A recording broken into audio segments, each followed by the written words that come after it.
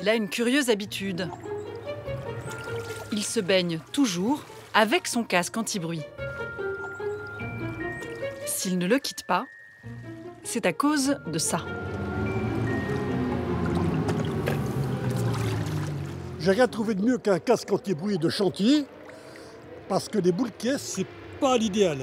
Non, c'est pas suffisant. Vous pouvez plus prendre de bain sans casque anti-bruit? Ah bah là, c'est pas possible quand ça tourne, non. Non, quand ça tourne comme ça, non. Non, bah, vous voyez. Hein. Ce bruit, qui ne s'arrête jamais, c'est celui du circuit automobile d'Albi, qui se situe à quelques mètres de chez Jean-Antoine. Du coup, le retraité n'utilise plus que la moitié de sa maison. Alors cet appartement, je l'ai en gîte, mais j'abandonne, hein. Je peux pas. J'ai été obligé d'arrêter, à cause du circuit. Donc de cette fenêtre, vous voyez le... Ah oui, très bien, je suis aux premières loges.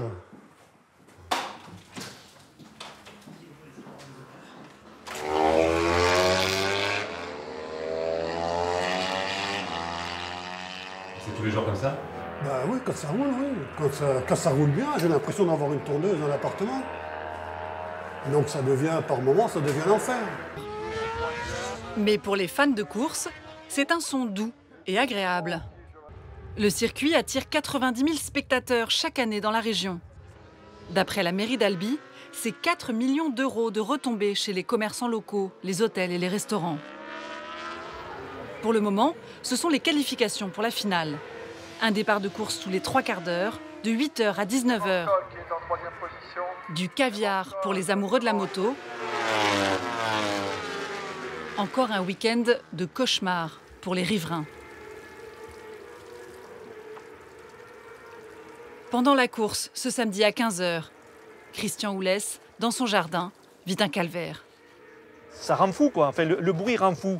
C'est une expression populaire qui a du sens. Au bout d'un moment, le bruit, ça peut rendre fou. Voilà. Et donc, moi, ça m'énerve. Moi, ça me rend agressif parce que notre cadre de vie est complètement impacté. Notre santé est impactée. Notre vie de famille est impactée. Donc, il y en a marre, quoi. On n'en peut plus. Christian a acheté son petit bout de terrain en 1989. Il y a fait construire sa maison. À l'époque, il sait qu'il emménage à côté d'un circuit automobile. Mais les conditions concernant les nuisances sonores sont strictement encadrées. On nous a dit, il y a une convention qui a été signée, on nous l'a montré, qui a été signée en 1984, 4 compétitions, donc 12 jours de bruit, et il n'y en aura pas davantage. Voici la dernière convention, signée en 2010, entre le circuit et les pouvoirs publics. Elle indique effectivement 12 journées bruyantes autorisées par année.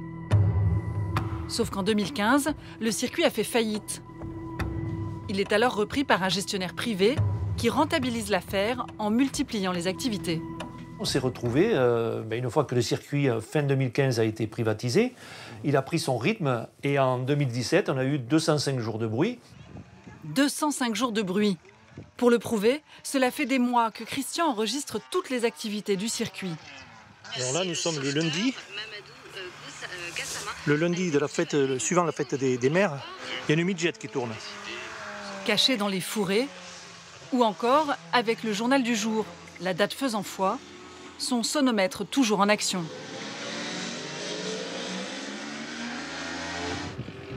L'air est irrespirable. Il y a une grosse pollution atmosphérique. Clair et net. Christian a aussi monté son association, le collectif des riverains du circuit d'Albi. Et ça n'a pas plu du tout à certains.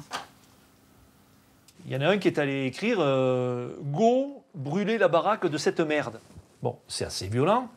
En l'occurrence, la merde, c'est moi, j'ai bien compris. Et donc, c'est appelé à venir mettre le feu à notre maison, tout simplement. Donc ça, quand même, j'ai porté plainte à la gendarmerie. Malgré les menaces, Christian continue son combat. Lundi prochain, il a décidé d'organiser une manifestation un peu particulière à Albi. Aujourd'hui, à Albi, les anti-circuits ont décidé de se faire entendre.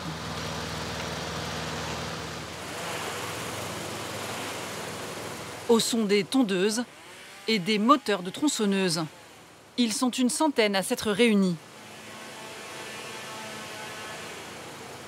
Mais sur la grande place de la ville, ils croisent les motards qui sont venus eux aussi.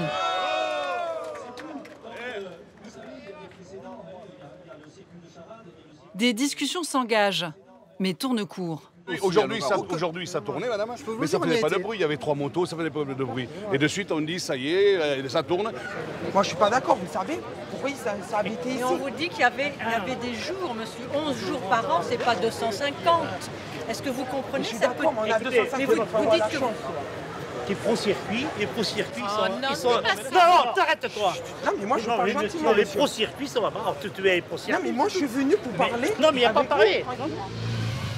Pour marquer le coup, Christian et ses amis prennent la direction de la préfecture. Avec une dernière action. Diffuser ce son qu'ils détestent tellement. Celui du circuit.